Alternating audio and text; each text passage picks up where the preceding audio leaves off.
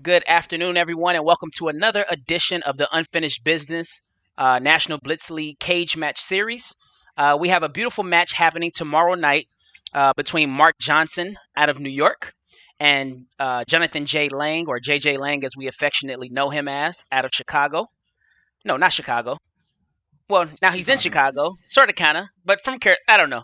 Anyway, we're gonna get into tonight's show. We have two fantastic representatives representing the two players tonight. On the left-hand side of your screen, you'll see National Master Lamel Mack. He is a repeat cage match participant. And then we have on our right-hand side of our screen, National Master Jason Cigan. He was just wrangling in the cage on this past Tuesday against National Master Mike Auger. How are you gentlemen this evening? Doing well, Daniel. And Lamel? You doing, brother? All is well? Wow. Jason, you looking good for a dead guy, my friend. Nice to see you, brother. Nice to see you. All right, so fellas, we're gonna get straight into it. First of all, for those who may not be familiar, if you have a personal story or anything that's ever stood out about either of these players, let's start out with just a great memory of how do you know Jonathan and how do you know Mark? Should I start? Sure. So I met JJ close to 10 years ago when we were both at a very different phase in our chess. So I believe he was about 1700, I was about 1800. We both were college age, and he was in Oregon for the summer and played an event at the Portland Chess Club. Interestingly, at that event, the top four are all known names to most of the people in this league. At that tournament, JJ and I were in the top four along with Alexandra Botez and Steven Brekovich. So it was a pretty memorable event. We also have hung out at a tournament in New York. That was a lot of fun at the Marshall Chess Club.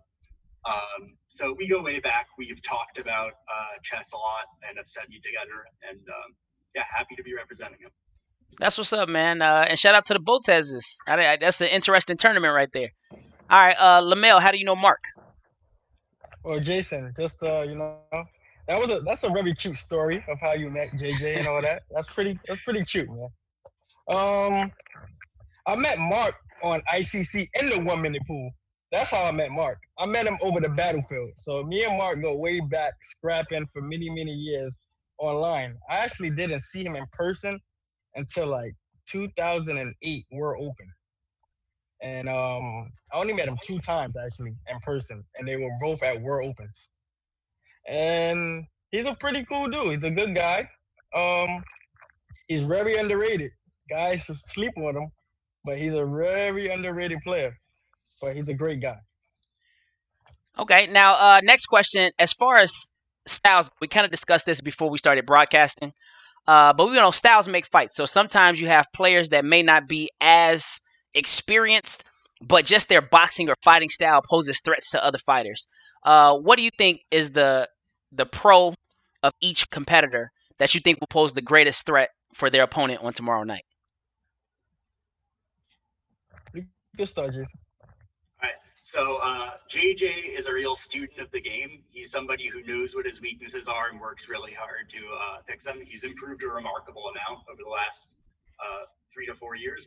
And what's good about him is, for one, the level of preparation he does, the level of tactical study he does, and also just how solid he is. I think he's someone who tends not to make huge mistakes. Therefore, he's very much in the flow of the game.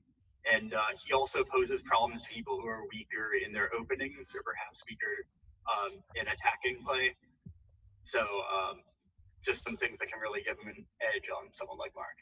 Now, I think that's a very accurate depiction. I don't know for those who may have followed some of the tournaments that we threw, but we threw a Masters Invitational. And it was really to encourage those who were experts to get over that hump and become national masters, and those who were masters to just get some more rating points to keep climbing and going. But out of all of my games in that tournament, there was 7 rounds. I was actually undefeated. I didn't lose any. But my toughest game was actually against JJ Lang. He knew that I was going to play my Muhammad, so I can see how he says he's ready for the prep. He's prepped. He knew I was going to play the Muhammad, and he came up with a computer line that threw a little monkey wrench in it, and I played it incorrectly, and I found myself in an opening that wasn't favorable. So I really had to finesse the middle game just to pull out the victory. So I can see he definitely comes prepared to the fights. Lamel, what's the characteristics that you notice in Mark that's going to pose a threat for JJ? I definitely agree with JJ coming prepared. He even left the group chat just to lock in, and he doesn't want no noise. So the guy's not playing around. He definitely comes prepared, booked up. But Mark, his name is Funky Monkey for a reason. The guy is crazy, man. The guy berserks everybody. He has no respect for anybody in the arenas, anybody in the league. So you really you can't do no homework on the guy. You don't know how he's coming. He's very unorthodox, and his style is wow. So he could do all the homework he wants. Actually, he could book up, he could train for 10 days, like 10 years for on our mark, but you won't get nothing because he's just gonna switch it up, and I hope he's prepared for that. Now, Lamel, does this draw you any concern? These two players have wrangled a total of 12 times on Lee Chess, and at the moment, JJ Lang is up 9 to Mark Johnson's 3. Is that anything that concerns you? No, I'm not concerned at all because once again, like I said, the guy berserks everybody, and that's JJ included. He berserked JJ. I'm I will bet he berserked JJ 100% of those games. So how like can you really judge off that? If he gave the guy time odds every single game and got 3 wins out of that, not bad. Okay. And does that reassure you at all, Jason, to see that your player is, um, what would that be? Is that 200% better in the total score on Lee Chess? Well, he's claiming 75% of the points. So yeah, I mean, and this is something I was aware of going into this debate, that it's a matchup thing. Lamel was talking about matchups with me earlier, and it's not necessarily, uh, this player is higher rated than that player, they win. This player is higher rated than that player. I think matchups are important, and sometimes a player who may be weaker overall may be stronger uh, than his rating against a certain opponent. And JJ really has dominated in those games. I think we can do a pretty quick check on the number of berserks Mark actually did, but I know in either case, um, I know I have a good score against Mark as well, and his openings are a real point of concern. And I think JJ is someone who probably, if he sees the same lines come at him, is ready the second time. And speaking for myself, Lamel was talking about not knowing what to expect with Mark. I know exactly what to expect against Mark. I know exactly which openings he's going to play. And it doesn't seem like when he takes a loss in a line, he ever really changes what he does. It seems like he'll do the same thing. This is my sense from playing against him, especially compared with someone like JJ. And so to me, I think that disparity partly is because JJ may maybe just more accurate in their games, and partly is also just because he's doing his homework. Well, I'm actually the same way. I don't like Remy said. I got one gun. He said that in our final interview in the match, after our match, that I have one gun. But I feel like if it ain't broke, don't fix it. Like I said, It is that's how broke, he. though. Yeah. It is broke. His openings are not it. Like Oh wow. let me say, his middle game play is very sharp. I'm not saying anything against that, but he does not get very good positions on a So if he consistent. makes it out the opening, you're Yeah. saying Mark is gonna be great if he makes it out the opening. Well, I mean, it's a question of degrees. Like, do you make it out the opening having to defend the rest of the game? Like, I don't know. If he can make the game chaos, he can thrive. But I think the problem is his gun is not top of the line. This is not a Beretta he's holding here. Well, one thing I will say about Mark is that when I look at him in not only the times that we've discussed or spoken about chess, but also in some of our head coach conferences, Mark is very even keel. And it's very hard to have that guy rattle, even when things are not agreeable to him. I noticed that he has a very calm demeanor, very collective, very poised. So I think that in order for JJ to have the advantage, he's definitely going to have to put something on the board because getting in his head or talking a little smack or trash talk like some of us do, I don't see it being beneficial. Mark stays very even, very professional, and very calm. So that being said, though, Lamel, would you say that Mark is the normal traditional New York player? Like I don't get that vibe from him, like that hustle, grind it out. I don't get that from him. Well, let me tell you the difference between New York's. Mark is all the way up in Buffalo, Oh, and okay.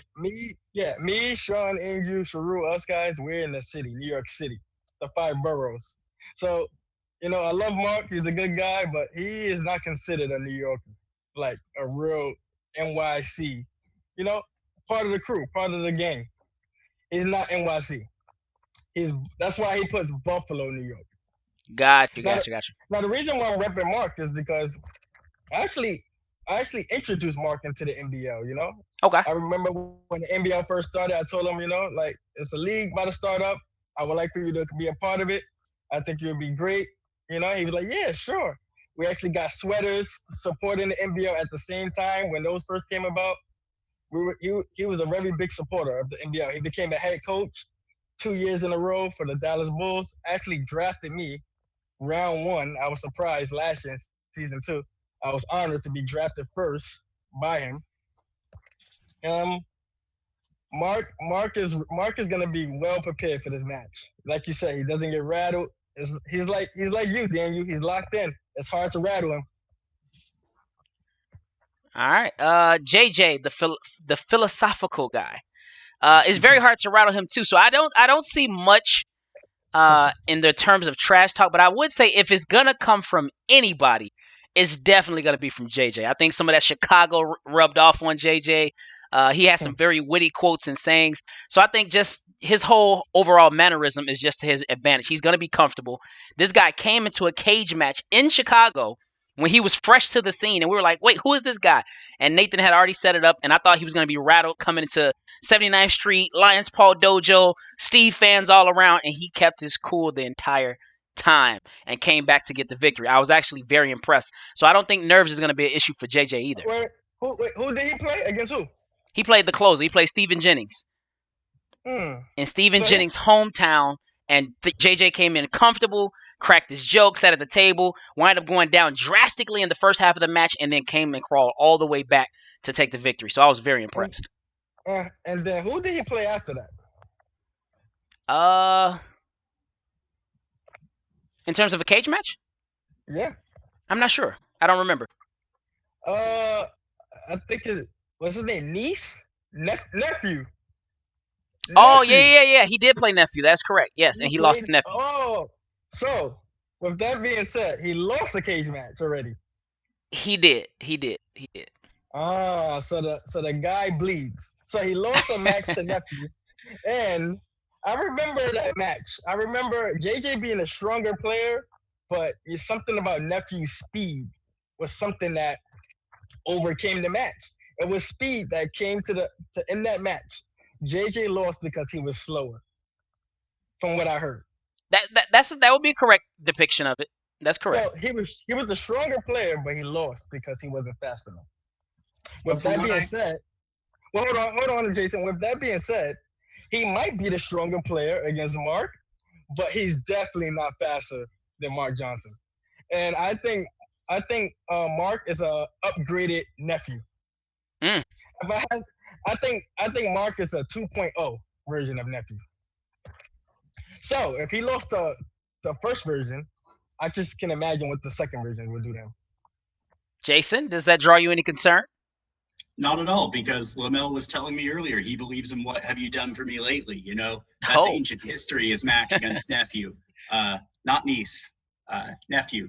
So I also heard that some people considered him to not have technically lost the match because it was a match to qualify for the Chicago Chess Blitzers, and he made it in anyway despite losing. So in a way, some might. Oh, so he got jumped in to CCB. oh, that's the only way. If you, I mean, that's the only way to do it. You can't It all just makes walk sense on now. CCB. It all makes sense now. He had to get jumped into the game. All right, so when Mark Johnson beat him this time, is he considered Buffalo now? Are you placing wagers on this match? Is that what I'm hearing? The undertones Oh, of? oh, you already know that. Okay. you already know that. You already know that. But we're gonna keep that in the underground, you know. Well, I'm just But talking about If gambling were legal, guys, if gambling were legal, this is what we would do. right. But I'm just saying it sounds like a wager just as far as allegiance because right now he's representing the Carolina Reapers in the NBL. He's CCB by OTB blood. So I mean, what are we talking here, Lamel? I mean, JJ's a good guy. I got nothing against the guy. He's a very good guy. He's funny, but I kinda, after that match against nephew, I was disappointed, man. I was very disappointed that he joined. It's like when Kevin Durant joined the Warriors after losing to them when he was on Oklahoma City Thunder. That's how I felt, like I can't beat him, I gotta join him, type, you know. So I just felt like when Mark beats him, I think he's gonna join Buffalo, New York. So he's just a nomad, a Ronin, a lost soul. Yeah, man. Okay, so real quick, let's just talk about first of all the rating similarities, like how much superior one is over the other, and then we're gonna wrap up today's pregame debate with predictions for tomorrow's match. So in Lightning, from what I see, is we have JJ at 2278, and we have Mark Johnson at 2317. So it's not far, but Mark Johnson appears to be the favorite in the bullet section. And then in the blitz, we have a very contrasting type of reality. We have Mark Johnson at 2157, but JJ at 2261. So with those ratings, what are some of the predictions and why based on what was just shared? Go ahead, Jason. I say that JJ wins both the bullet and the blitz. He wins the bullet by 1 game. Sorry, that would be 2 games, 6-4. And he wins the blitz by 1 game, 6-5. So I have 12-9 for JJ. That's a pretty close match. So you don't feel like this is going to be a landslide. You feel like this is really going to be a battle.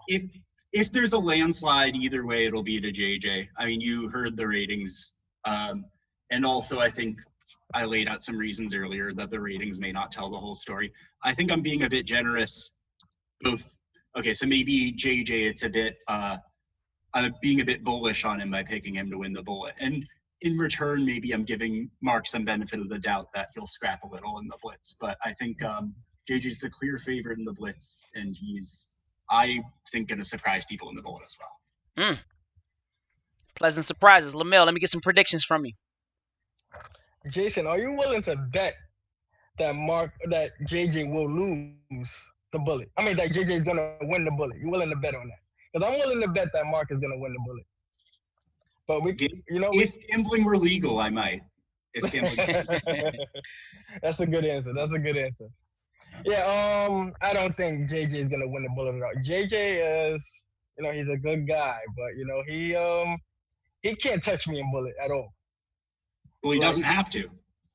No, you're right. But Mark actually can touch me in bullet. Like I said, the guy is very underrated. On his best day, he's 24-ish. 1 minute.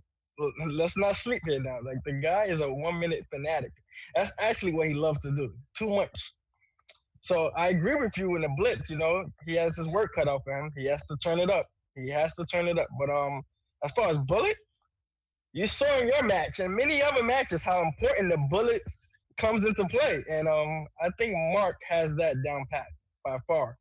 So what scores we talking? It sounds like you said his work's cut out for him in blitz. So let's start with the blitz section. Yeah. There's 11 total games. What's the final blitz score? And the blitz, I have it even, man. I have it even. Odd number of games. It's gonna be a draw. He said 5.5, 5.5. Right. Gotcha. Of course. So 5.5, 5.5, and then for the Lightning that you're so confident in, what is that score going to look like? I have 7-3, Mark. Wow, that's huge. Okay. Yeah. All right. So I mean, at the end of the day, it sounds like you're very close to the same numbers. So it sounds like you're both about just the same. Because if you say 7 plus 5.5, that's 12.5. So that's almost exactly what Jason just said. Having the other player winning is a pretty significant swing. Like, that's a 4.5 game swing in what we think is going to happen. Yeah, so I'm interested in seeing what's going to happen. This should be an epic match. We want to encourage all of the viewers. Make sure you tune in tomorrow night. It's www.twitch.tv/National Blitz League. We'll be going live at 8 p.m. Central Standard Time. For my West Coasters, that is 6 p.m. And for the East Coast, that is 9 Eastern. Not only that, but we have tomorrow's host or the commentator of the match will be none other than James Canty III, aka the Jedi. He's going to be delivering some beautiful commentary as he always does. So make sure you're tuned in, log in, subscribe, follow, do all of that good stuff. But we look forward to an amazing match tomorrow. Jonathan J. Lang versus Mark Johnson. Any last words, fellas? Let's AJ the get it Jet on. Plane's taking it home. Yes, sir. And remember who gave him that name, by the way. That would be me. So let's get it on. I think it's going to be a great match overall. I'm looking forward to it. Let's get it. That's All right, something we agree on, Lamel. It's something we agree on. Thanks, fellas. Thanks. All right, guys.